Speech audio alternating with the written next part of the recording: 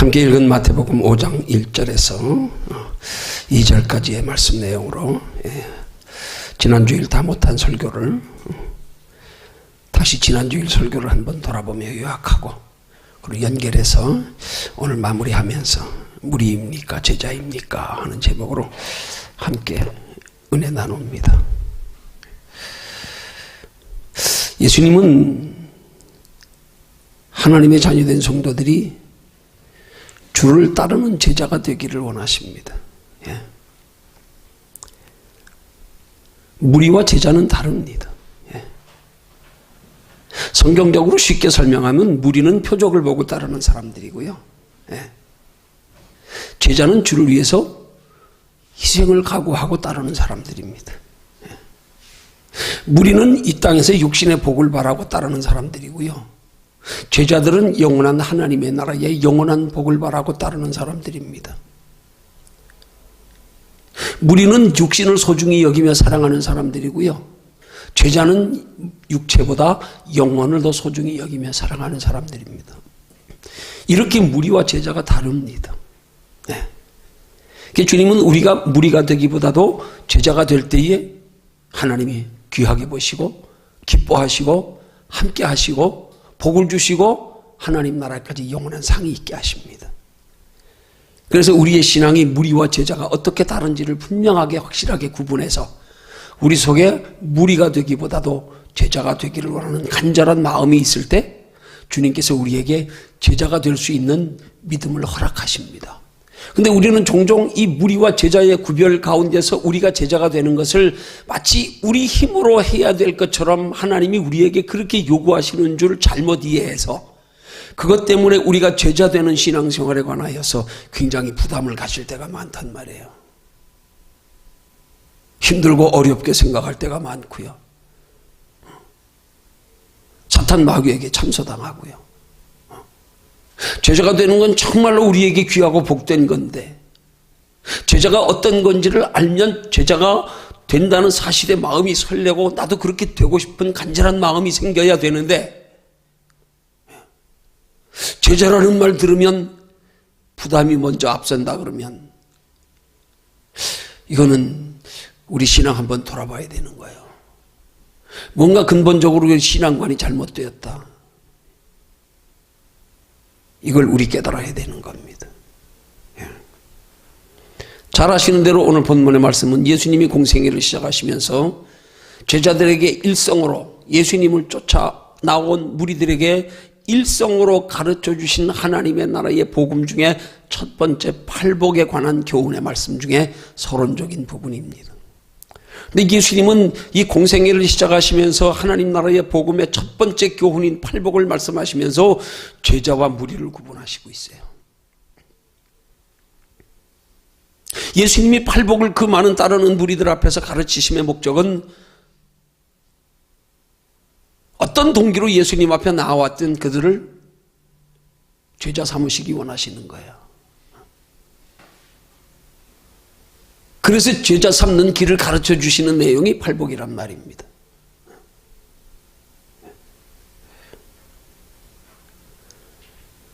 이 말씀 가지고 지난 시간에는 이 무리와 제자의 두 부류의 사람들이 어떤 사람들인지에 대해서 살펴봤고요. 그 다음 또한 과연 나는 예수를 믿으면서 어떤 부류에 속하여 신앙생활하고 있는지에 대해서 살펴봤습니다. 이어서 오늘은 마지막 세 번째로 구체적으로 어떻게 행하는 것이 제자된 성도의 삶의 모습인지에 대해서 이제 함께 살펴봅니다. 한 번 더 복습합니다. 예수 믿고 따르는 성도들 가운데 두 부류의 성도들이 있다고 말씀을 드렸습니다.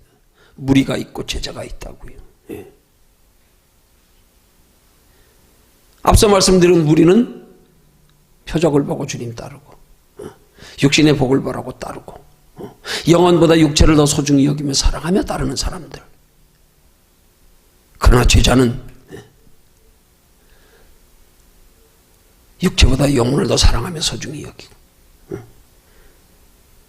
이 땅의 육신의 복보다 영원한 하나님의 나라에 대한 복을 더 소중히 여겨 사모하고 그래서 기꺼이 주를 따라가며 희생할 마음의 자세와 준비가 된 사람들을 제자라. 그렇게 요지로 말씀을 드렸습니다. 무리와 제자의 차이를 한마디로 표현한다고 하면 그냥 희생 없이 편하게 예수 믿으려 그러는 사람은 무리. 그러나 거기에 어떤 희생이 따를지라도 그 희생이 값지고 귀한 것임을 알기에 어떤 희생을 감수해 가면서라도 예수님을 따르려고 하는 사람들, 그들은 제자란 말입니다. 무리는 교인이라고 할 수는 있지만 성도라고 할 수는 없습니다.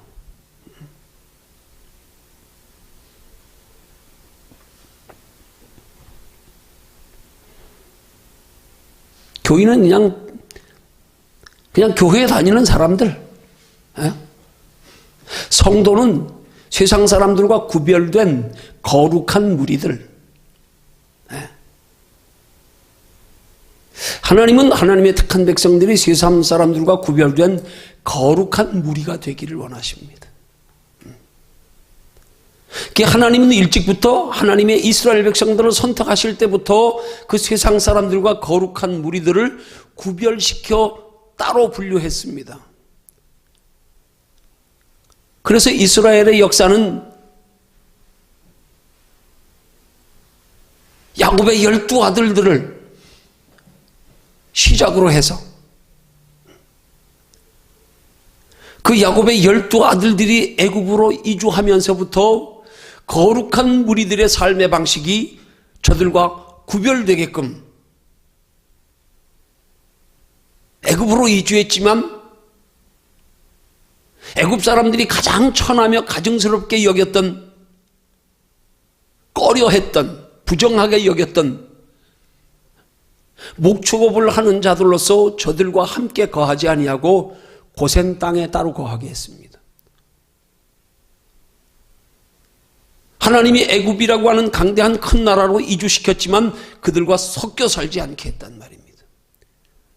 그래서 하나님이 때가 되어서 이스라엘 백성들을 약속하신 가나안 땅으로 인도하여 내실 때 그 과정에서 하나님이 10가지 재앙을 내릴 때 이스라엘 백성들이 살고 있는 고센 땅에는 하나님의 그런 재앙이 하나도 내리지 않았습니다. 그때부터 하나님은 세상 사람들과 하나님이 구별하여 세운 거룩한 무리들을 따로 띄워놓고 신앙의 역사가 시작된 거예요. 우리도 그렇게 하나님의 거룩한 무리가 되어서 하나님의 인도와 보호를 받고 그래서 하나님과 동행하는 삶을 살다가 영원한 하나님의 나라에 영원한 구원받고 상받는 신앙생활이 되기 위해서는 그 하나님이 택한 민족들을 그렇게 거룩히 구별하여 따로 세상 사람들과 구별하여 살게 하듯 우리의 삶의 방식도 그렇게 구별되어져 있어야 합니다. 그 신앙 지켜야 되는 겁니다. 그런데 오늘 이 시대의 많은 그리스도인들은 그저 믿는다고 하는 어떤 이론적 지식이나 혹은 그런 신앙에 가진 평범한 우리의 사고방식을 가지고 삶의 방식은 사는 것은 그들과 똑같이 어울려 스스럼 없이 아무 불편함도 없이 그냥 그렇게 익숙하게 살아가고 있습니다. 이게 사실은 알고 보면 냉정하게 우리가 돌아보면 우리 신앙에 문제가 있다는 증거예요. 하나님이 우리를 따로 그렇게 세상 사람들과 구별시켜 거룩한 무리들로 따로 분류하여 살게 하시는 그 삶의 방식을 우리가 유지하고 있다 그러면 믿지 않는 세상 사람들과 같은 삶의 방식으로 사는 게 우리에게 굉장히 불편해야 되는 거예요. 힘들어야 되는 거예요. 어색해야 되는 거예요. 근데 아무렇지도 않게 동료도요 함께 살고 있단 말입니다. 똑같은 사고방식 가지고요, 똑같은 소망 가지고요, 똑같은 것을 보면서요, 똑같은 것을 바라고요. 이건 뭔가 우리 신앙의 근본이 잘못된 거란 말이에요.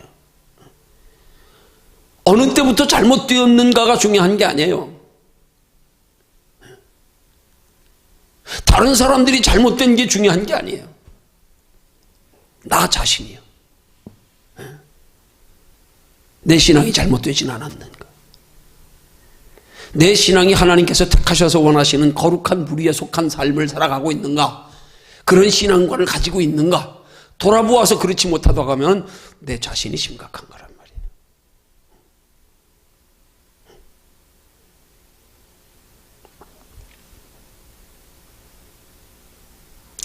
굳이 서론 전 얘기 안 해도 될 것 같네요. 지난 주일에 어떤 사람들이 무리인가 제자인가, 나는 무리에 속했나 제자에 속했나, 굳이 복습 안 해도 이 정도면 지난주에 전한 말씀 충분히 요약이 된 것 같아요. 자, 그러면 이어서 오늘 마지막 세 번째로, 과연 구체적으로 어떻게 행하는 것이 제자된 성도의 삶의 모습인지 이제 살펴봅니다. 여러분, 우리에게 그렇게 제자된 삶이 가능할 수 있는 조건이 세 가지가 있습니다. 이 세 가지 조건을 우리가 알아야 돼요. 그래서 중요한 사실은 그 세 가지 조건을 자꾸 우리 의지로, 우리 지식으로, 우리 힘으로 충족시키려고 그러면 안 돼요. 그걸 잘 전제로 하고 들으세요. 그러면 짐이 되는 거예요. 또 부담이 되는 거예요. 또 마치 책망하는 설교처럼 돼버리는 거예요. 나는 그렇지 못하구나. 그게 아닙니다. 제자된 삶이 가능할 수 있는 세 가지 조건, 내가 제자된 삶이 되기 위해서 행해야 할 세 가지 조건이 아니란 말이에요. 그렇게 사라질 수 있는 가능한 조건,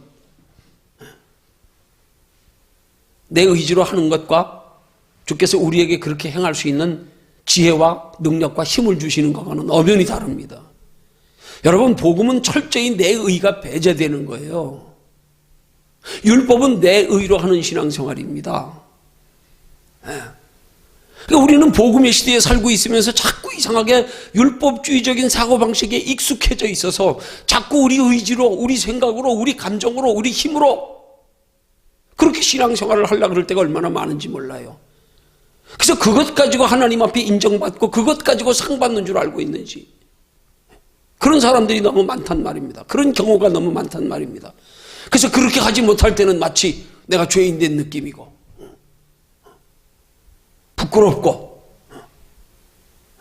그게 아닙니다. 자, 그러면 제자된 삶이 가능할 수 있는, 우리가 제자된 삶이 사라질 수 있는 그 조건의 첫 번째가 뭐냐? 그 첫 번째가 사랑의 우선순위가 바로 세워져야 된다는 사실이에요. 지금 이 말씀을 너희는 사랑의 우선순위를 바로 세워라 이렇게 받아들이지 말란 말이에요. 하나님은 사랑의 우선순위가 바로 세워져야 된다고 말씀하지 우리 보러 사랑의 우선순위가 바로 세워지라고, 바로 세우라고 말씀하시지 않아요. 주님이 그렇게 세워주시도록 우리가 무언가를 해야 되는 거란 말이에요. 주님이 사랑의 우선순위가 바로 세워지게 해주시도록. 그래서 우리는 사랑의 우선순위가 바로 세워지기 위해서 어떻게 하면 주님이 우리에게 사랑의 우선순위를 바로 세워주실까? 여기에 관심을 가져야 된단 말이에요. 그렇게 사랑의 우선순위가 바로 되어져야 하는 것을 마태복음 10장 37절에 말씀하기를, 아비나 어미를 나보다 더 사랑하는 자는 내게 합당치 아니하고 아들이나 딸을 나보다 더 사랑하는 자도 내게 합당치 아니하니라 하고 말씀합니다.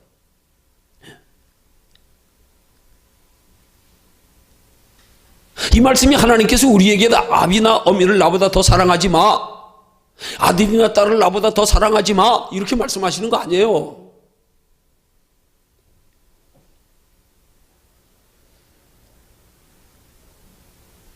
아비나 어미보다, 아들이나 딸보다 주를 더 사랑할 수 있는 믿음이 될 수 있는 길을 가르쳐 주시려고 하는 거예요.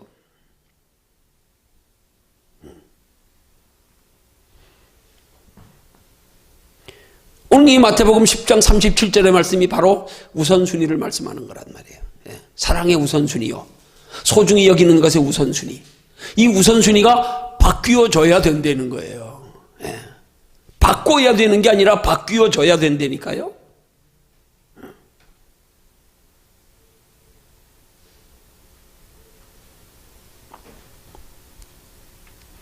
그럼 어떻게 되면 바뀌어지겠어요?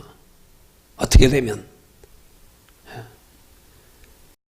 주님이 바꾸어 주시게 해야 된단 말이에요. 주님이 내가 바꾸려고 그러지 말고 주님이 바꾸어 주시게. 그 주님이 어떤 사람을 바꾸어 주시느냐? 하나님의 말씀을 듣고 그 말씀의 소중함과 복됨을 알고 믿음은 들음에서 나며 들음은 그리스도의 말씀으로 말미암느니라. 하나님의 말씀을 들어보니까 그렇게 바뀌어지는 게 내게 그렇게 귀한 거구나, 소중한 거구나, 복된 거구나, 가치 있는 거구나. 말씀을 듣다가 깨달아져서 거기에 대하여 우리의 마음을 주님이 요구하시는 거란 말이에요. 너 그렇게 살기를, 그렇게 되기를 원하는 간절한 마음을 가져라. 그러면 된다. 그거예요. 너 행위를 드리려고 그러지 말고 먼저 마음을 드려라. 마음은 드리지 않고 행위만 가지고 하나님 열심히 섬기는 걸 율법이라 그러는 거, 위선이라 그러는 거예요. 예수님이 회칠한 무덤이라 그러는 거예요. 마음으로는 하나님 사랑하는 마음, 하나님 소중히 여기는 마음 하나도 없으면서 겉으로만 좀 행위 남보다 열심히라고 그것 가지고 믿음 좋은 줄 착각하고 남을 판단하고 교만하고. 아니요. 이건 주님 앞에 호되게 책망받는 신앙이에요. 이 회칠한 무덤들아, 독사의 자식들아. 아니요. 그게 아니란 말이에요. 주님은 오히려 주님 안에서 우리의 모든 그런 것들이 다 죽어지길 원하시는 거예요. 내 의도 죽어지고.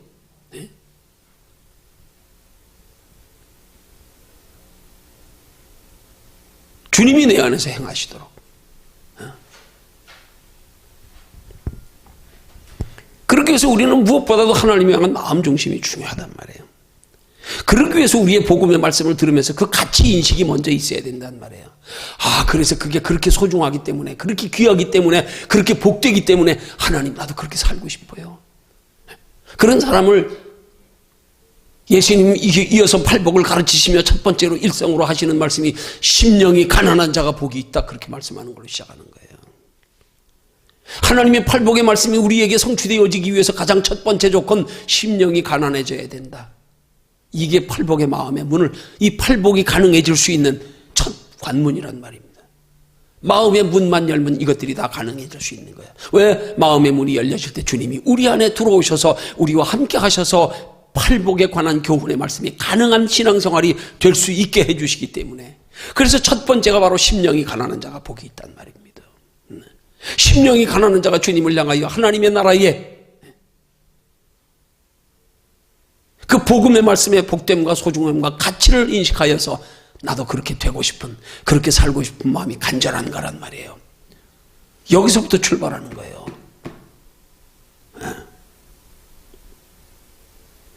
늘 우리 속에서 그 가치를 알고 나면 마치 배고픈 사람의 늘 그저 생각만 하면 그냥 툭 하면 먹을 거 생각. 왜? 배고프니까.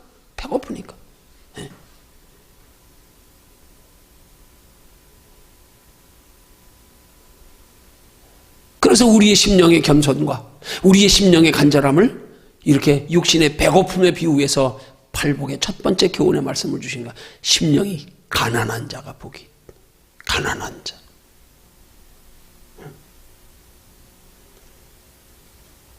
심령이 가난하다고 하는 것은 우리의 마음이 항상 하나님을 향하는 것. 어떻게 하면 하나님의 뜻대로 살아서, 어떻게 하면 하나님을 기쁘시게 하며 살아서, 내가 그렇게 복음의 말씀을 듣고 깨달은 그 귀한 것, 그 가치 있는 것, 그 영원한 것, 그 복된 것, 그거 어떻게 하면 내가 누릴 수 있을까? 나도 어떻게 하면 하나님의 택한 백성들에게 하나님이 주시기 원하시는 그 귀한 복들을 나도 받아 누리며 살 수 있을까? 이 간절한 마음이야.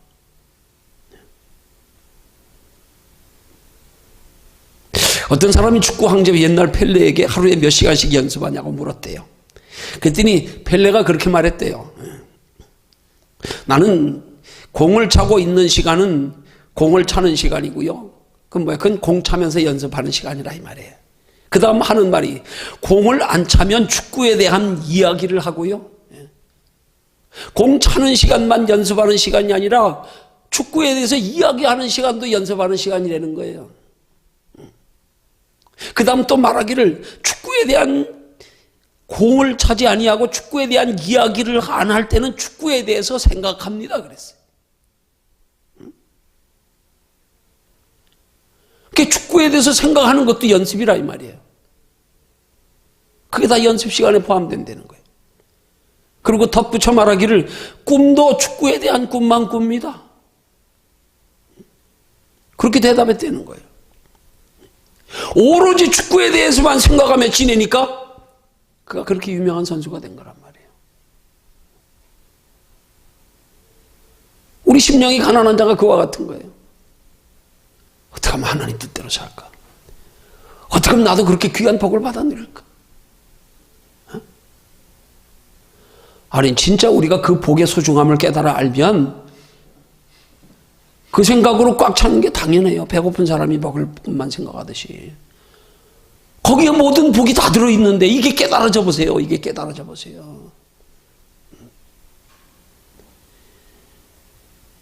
그걸 깨닫고 그렇게 살기를 간절히 원하고 그렇게 살려고 주를 따르는 사람.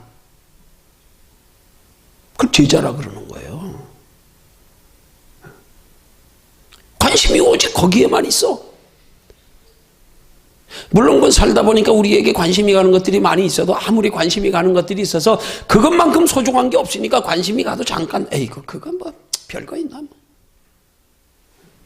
항상 비교가 되는 거예요.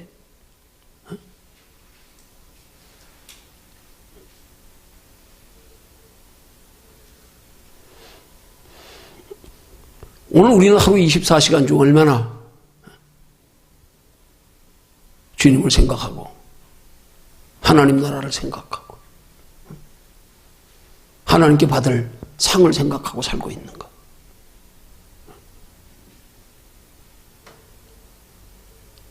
우리 한번 돌아보기 원합니다.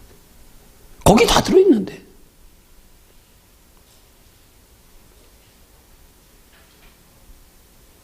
그러면 그렇게 살 수 있는, 그렇게 사는데 필요한 육신의 것들도 하나님이 채워주신다는 게 성경적인 축복의 원리 아닙니까? 그래서 너희는 먼저 그의 나라와 그의 의를 구하려는 거 아니에요. 그러니까 먹든지 마시든지 무엇을 하든지 하나님의 영광 위해서 하려는 거 아니에요. 그럴 때 하나님이 복 주시기 때문에 공중나는 새를 봐라, 들의 배 갚아봐라, 하루 있다 던져지는 아궁이에 던져지는 들풀 봐라, 하물며 너희일까 보냐, 그렇게 말씀하시는 거 아니에요.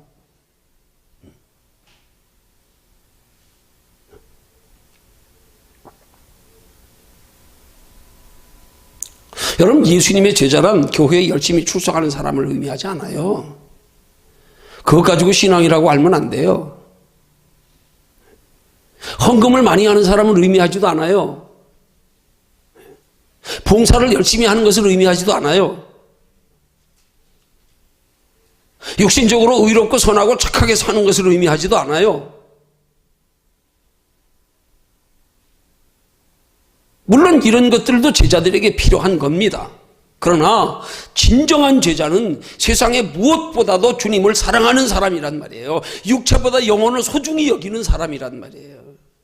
눈에 보이는 세상 것에 소망 두지 않고 영원한 하나님의 나라에 소망 두고 사는 사람이 그게 진짜 예수님 제자란 말이에요. 그 속에서 자연스럽게 나타나는 열심히 있는 교회의 출석, 하나님 앞에 기쁨으로 감사로 힘써 하는 헌금, 충성, 봉사, 헌신, 의롭고 선하고 착한 거, 이게 자연적으로 그 마음속에서 주님이 주시는 마음이 동기가 되어져서 즐겁게 기쁨으로 감사로 나타나는 게 이게 진짜 제자된 삶의 행위의 모습인 거지요. 우리 속에 주님을 사랑하는 마음 없이, 영원 소중히 여기는 마음 없이, 소망을 하나님의 나라에 두지 않고 살면서 교회만 열심히 충성한다고, 헌금만 많이 한다고, 봉사 열심히 한다고, 의롭고 선하고 착하다고, 이 아니란 말이에요.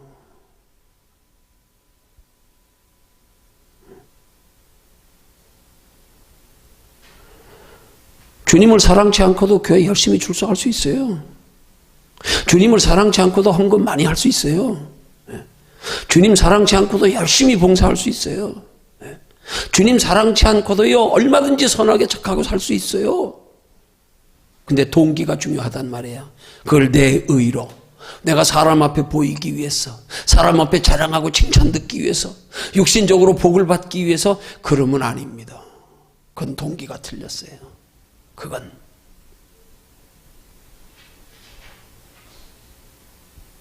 그런 동기가 틀려서 행하는 열심히 있는 신앙생활을 가리켜 너희가 구하여도 얻지 못하면 정욕으로 쓰려고 잘못 구함이라, 그렇게 말씀하는 거예요. 동기가 잘못되면, 동기가 왜 유대인들이, 이스라엘 백성들이 행위는, 우리는 정말 감히 따라갈 수도 없습니다.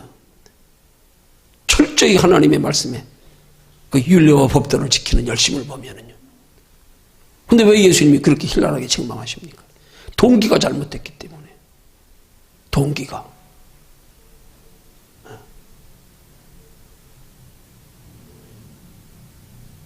그래서 우리 속에 주님을 향한 우리 신앙의 동기가 바르지 못하면 그걸 종교적인 위선이라 그러는 거란 말이에요. 동기가 바르지 못하면, 목적이 바르지 못하면 그게 위선이란 말이에요. 위선이 뭐예요? 겉과 속이 다른 거예요. 겉과 속이. 겉으로는 열심히 하는데 속은 뜨거운 마음 없는 거. 겉으로는 하나님 사랑합니다. 입술로는 고백하는데 속으로는 세상 다 사랑하는 거.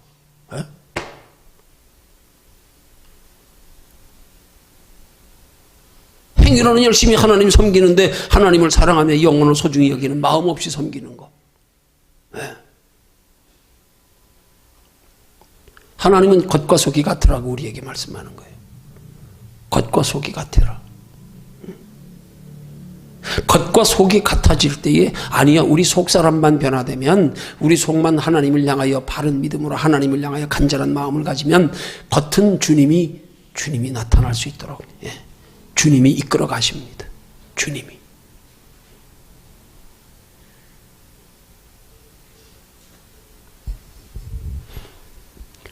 주님이 우리의 사랑의 소중함에 우선순위를 우리 마음으로 주님이 향한 것으로 바뀌어지고 나면 그때부터 제자된 삶을 주님이 가능케 해주신단 말입니다. 그렇게 살아갈 수 있게 해주신단 말입니다. 그렇게 살아가는 게 즐겁게 해주신단 말이에요. 가치 있고 보람 있고 거기서 소망이 생기게 해주시고요. 되네. 이렇게 하니까 즐겁네. 힘들 줄 알았는데. 내 안에 기쁨과 평안이 있네. 이게 된단 말이에요.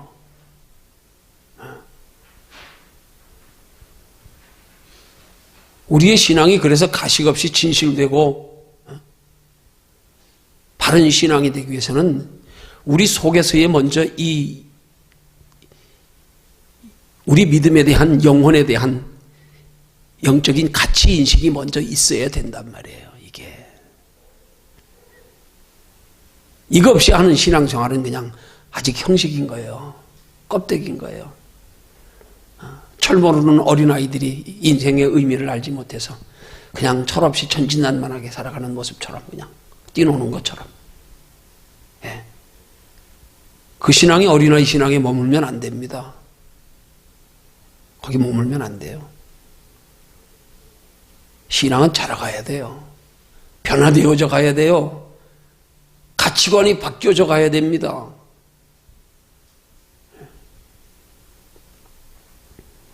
그게 내 힘으로 안 되지만 그러나 우리가 그런 하나님의 말씀을 듣고 그 소중한 가치를 알고 그 소중함에 대한 가치 인식이 생겨지면 그래서 그것을 내가 마음으로 선택하고 따르기로 결심하면 그러면 주님이 도와주신단 말이에요. 그때부터 나와 함께 하시면 나를 인도해 가신단 말입니다. 근데 우리는 마음 들이는 걸 자꾸 꺼려하니까 문제가 되는 거예요. 마음 들이는 게 뭐 그렇게 힘들어요? 마음 들이고 나면 따라가는 거 주님이 쉽게 해주신다니까. 그게 안 믿어지는 거예요. 그게 따라가는 거에 힘든 부분. 따라갈 때 힘든데 이거 힘든데. 그거 힘들지 않게 주님이 해주신다니까요.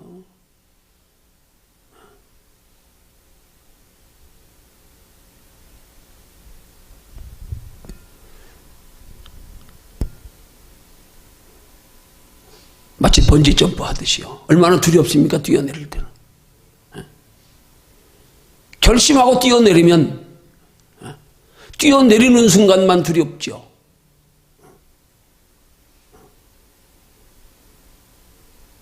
주님이 감당할 수 있는 믿음을 은혜를 주신단 말입니다. 그런 체험들이 자꾸 한두 번씩 쌓여져 가야 우리가 하나님의 뜻대로 사는 삶에 두려움이 없어지는 거예요. 담대함이 생기는 거예요.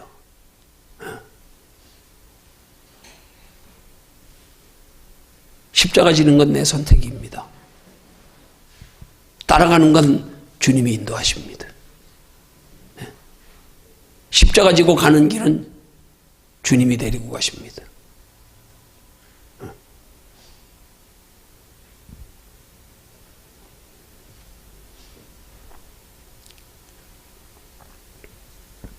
두 번째, 주님의 제자가 되기 위해서는 어떻게 행해야 되느냐? 두 번째요. 그 대가를 지불해야 되는 거예요. 대가. 그 대가가 뭐냐면 우리의 자꾸 행위의 대가로 생각하는데 아니고요. 주님의 제자가 되는 데에 따르는 희생을 각오해야 된다는. 각오만 해라, 각오만. 왜? 각오해야 견딜 수 있는 힘이 생기기 때문에. 아니, 각오한 사람에게 견딜 수 있는 힘을 주님이 주시기 때문에. 그래서 누가복음 14장 33절에서 주님은 말씀하기를 이와 같이 너희 중에 누구든지 자기의 모든 소유를 버리지 아니하면 능히 내 제자가 되지 못하리라. 그렇게 말씀.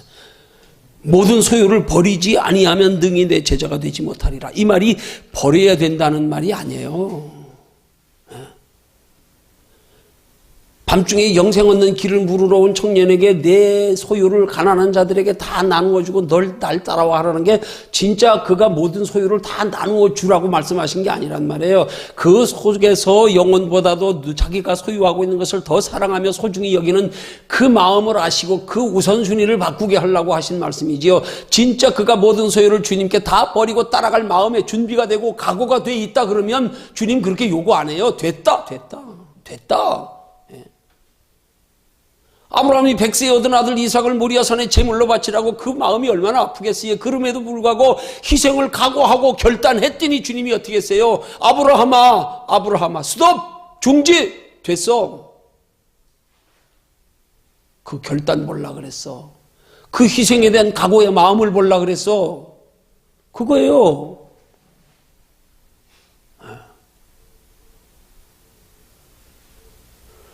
그래 예수님을 따르려는 제자들에게 주님 말씀하신 것도 그런 의도란 말이에요. 마태복음 8장 20절에서 주님 말씀하기를 여우도 굴이 있고 공중에 새도 거처가 있으되 오직 인자는 머리 둘 곳이 없다 하시더라. 야, 너희 이래도 나 따라올래? 응? 나 따라오면 집도 없어, 잘 것도 없어, 때로 먹을 것도 보장 안 돼.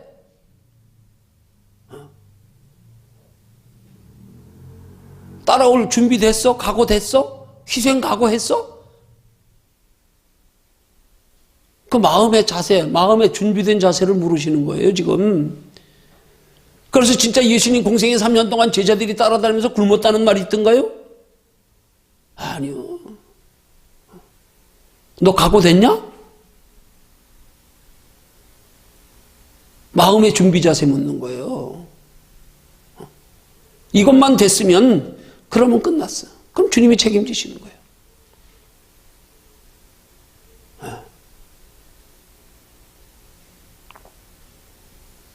희생을 각오한 사람이 무슨 뭐 복 안 준다고 뭐 낙심하고 원망하고 상처받고 아니요.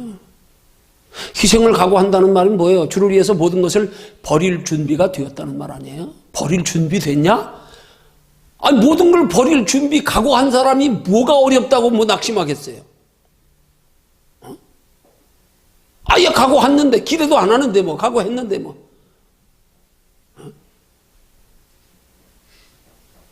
이 각오를 못하니까 가다 조금만 어려우면 힘들고 낙심되고 흔들리고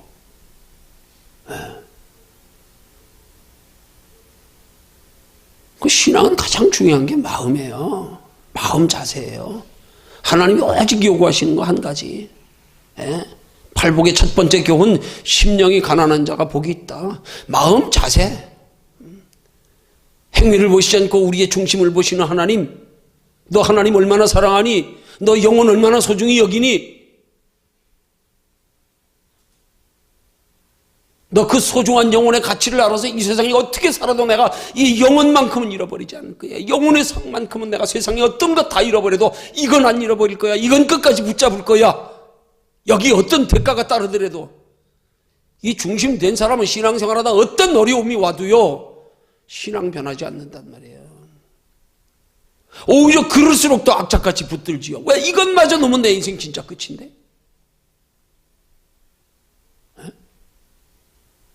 그 자세가 중요한 거란 말이에요. 주님은 우리의 마음 자세를 요구하시는 거예요.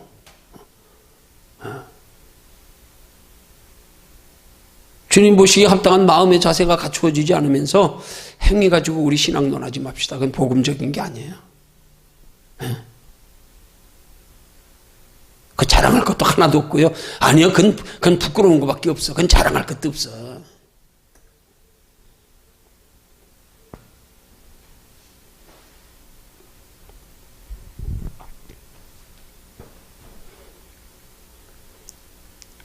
결단만 해라. 작정만 해라. 가치 인식만 있어라.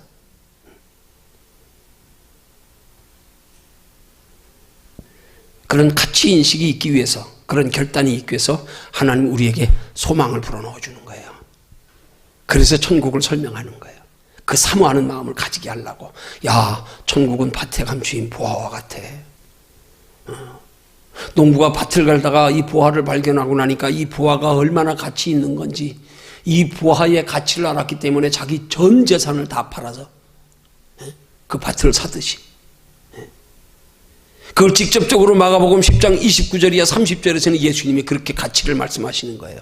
내가 진실로 너희에게 이르노니 나와 및 복음을 위하여 집이나 형제나 자매나 어미나 아비나 자식이나 전토를 벌인 자는 금세에 있어 집과 형제와 자매와 모친과 자식과 전토를 100배나 받되 핍박을 겸하여 받고 내세에 영생을 받지 못할 자가 없느니라. 아주 노골적으로 대놓고 말씀하시는 거예요. 비유로 말씀하시지 않고. 그 각오만 돼 있으면, 그 소중함의 가치만 알면,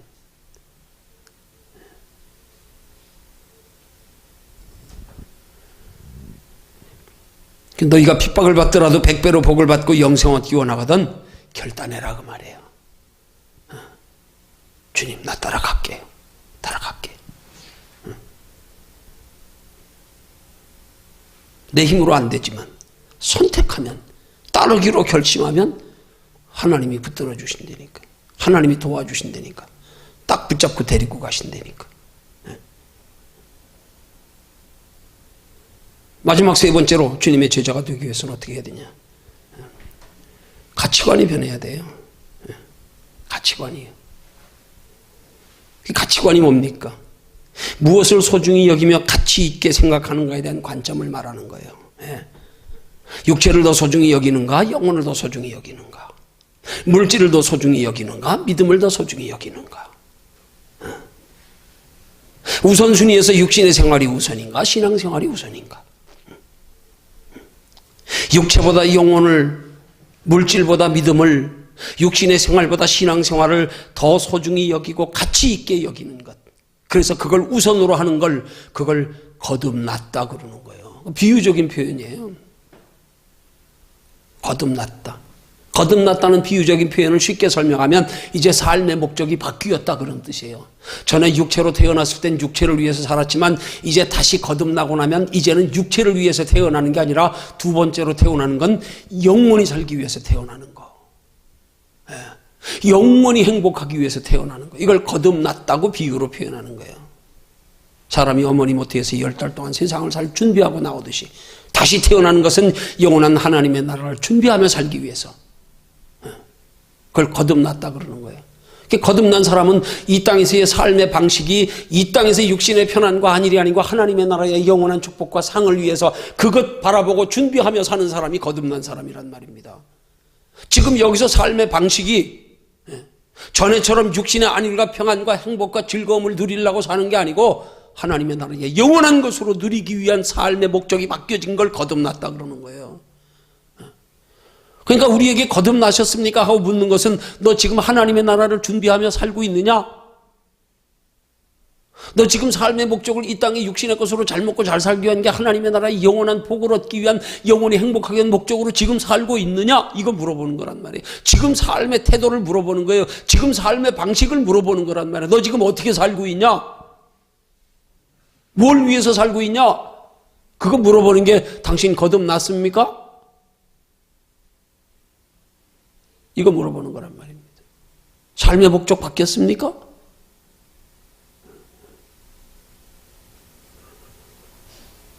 그럼 요한복음 3장 3절과 5절에서 말씀하는 게 뭐예요? 사람이 거듭나지 아니하면 하나님의 나라를 볼 수 없대. 5절에 가서는 말씀하기를 성령으로 나지 아니하면 하나님의 나라에 들어갈 수 없대.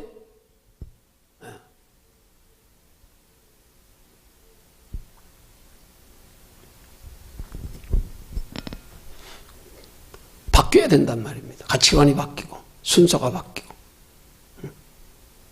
소중히 여김의 우선순위가 바뀌고 거듭나야 거듭난 자답게 하나님 나라에 소망 두고 살 수 있단 말입니다.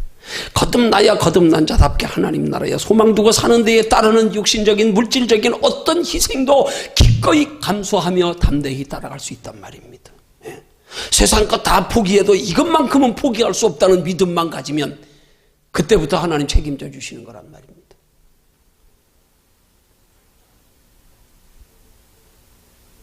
세상 것 다 포기할 각오하면 하나님이 포기하게 하시잖아. 됐어, 너는 이제 포기 안 해도 돼.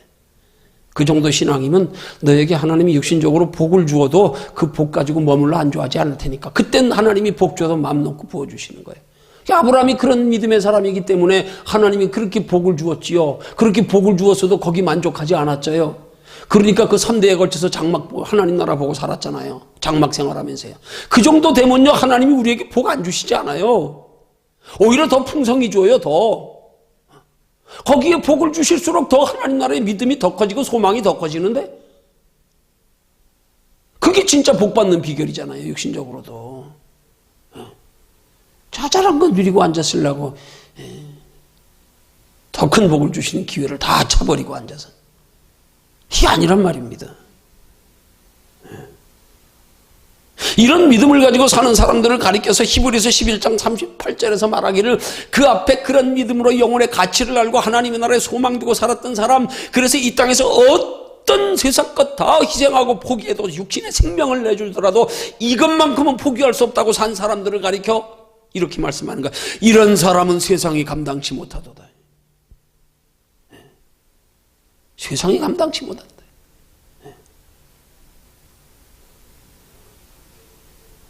가치만 바르게 인식해라. 그래서 그 영원한 가치에 대한 사모하는 마음이 있어라. 그 사모하는 마음 가지고 주님 앞에 결단하며 구해라. 주여, 나 그렇게 살고 싶어요. 나 그렇게 살고 싶어요. 나 그렇게 짧은 인생 하나님 앞에 멋지게 쓰임받다가 하나님 나라 가고 싶어요. 하나님 앞에 서고 싶어요. 그걸 자꾸 우리의 양적인 개념으로 뭘 하나님이 얼마나 복을 주셔서 얼마나 많은 일에서 아니요. 그것만 바뀌어졌으면 됐어요. 그래서 하나님이 그 사명 따라 큰 일을 시키든 작은 일을 시키든 상관없어요. 한 달란트, 두 달란트, 5달란트가 중요한 게 아니에요. 나한테 맡겨진 만큼만 충성하면 되는 거예요. 한 달란트 맡은 종이 적게 받아서 책망 들었습니까? 아니요. 그만큼 남기지 않아서 책망 들은 거예요. 오히려 어떤 면에서 보면은요, 우리가 적게 맡는 게 더 편할 수 있어요. 더 복일 수 있어요.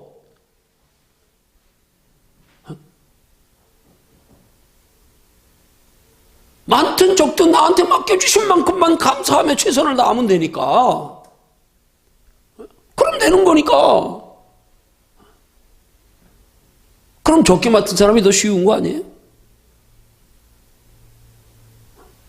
마치 포도원 품꾼의 비유처럼 하루의 일과가 다 끝나가는 1시간 남겨두고 그때까지도 일자리를 찾지 못해서 배회하고 있는 사람을 포도원 주인이 데려다가 1시간 일 시켜놓고요.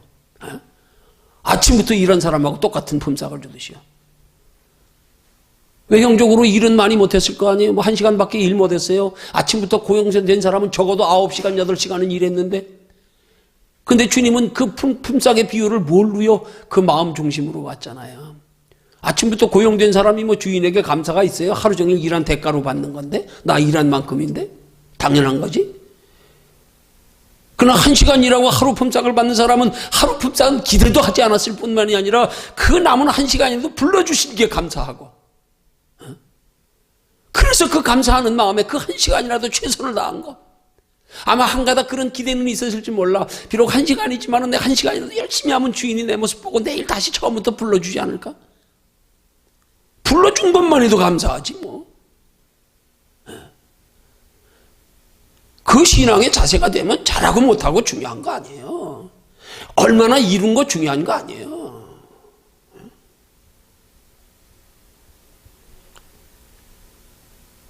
그런 면에서 하나님이 우리에게 보시는 거, 우리에게 요구하시는 건 우리 영적인 신앙생활의 원리요. 심령이 가난해라. 주님은 오늘 너의 마음을 살피신다. 너 진짜 소중한 게 뭔지 가치 인식이 돼 있냐? 너 진짜 삶의 목적이 바뀌었냐? 너 소망하는 거 바뀌었냐? 그렇거든 그것 가지고 나 찾아. 그것 가지고 주님 나도 그렇게 살고 싶어요. 낮에 해처럼 밤에 달처럼. 나도 그렇게 쓰임받다가 주님 앞에 서고 싶어요. 사람 앞에 인정받지 않아도 좋아요. 하나님만 인정해 주시면 돼요. 이거 똑바로 알고 하나님 앞에 쓰임받아야 조금 살만해질 때 헛짓 안 한단 말이에요. 그래야 변질 안 된단 말이에요.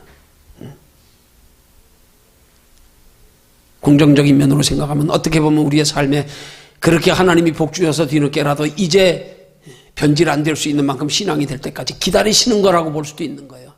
그거 빨리 돼야 돼요. 어느 목사님이 그런 제목의 설교를 올렸는데 설교의 제목만 봐도 마음에 딱 오는 게 온유해지면 연단은 끝납니다. 그 온유하다고 하는 말이 내가 뭐 인격적으로 성품으로 온유가 아니 하나님 앞에 내 자신을 내려놓으면, 다른 말로 표현하면 나 죽으면 연단 끝납니다. 내 욕심 죽으면 연단 끝납니다. 아직 내 욕심이 있어서 그래. 내 욕심이 있어서. 욕심 있는데 하나님이 부어주시면 그 욕심 있는 거 채우느라고 변질돼. 죽으면 연단 끝난다. 내 자아가 죽으면. 욕심 내려놓으면 연단 끝난다. 온유해지면 연단 끝납니다.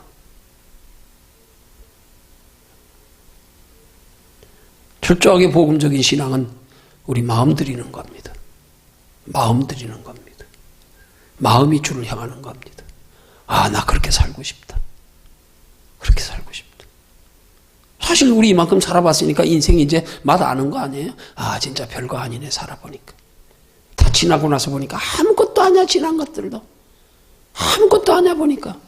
다 이것 또한 지나가리라, 이것 또한 지나가리라. 다 지나갔어. 앞으로도 지나가면 끝나. 그냥 아무것도 아니야. 아직까지도 뭔가 내 인생에 뭐가 있을 거라는 기대를 가지고. 그것도 지나가면 끝날 건데. 변함없는 소망은 영원한 하나님의 나라에 대한 소망밖에 없단 말이에요. 이건 끝이 없어요. 이건 계속 진행형이잖아요. 마음만 열어라. 보라, 내가 문 밖에 서서 두드리노니 누구든지 내 음성 듣고 문을 열면 나는 그에게로 들어가 그와 더불어 먹고 그는 나로 더불어 먹으리라. 주님이 우리 안에서 먹고 마시고, 주님이 우리 안에서 먹고 마시고 다 하시면 우린 주님만 붙잡고 있으면 다 된 거 아니에요. 뭘 내가 얼마나 해서 얼마나 누려서 주님이 우리에게 주시는 게 최고 가치 있는 거고 최고 좋은 거고 최고 평안한 거고요.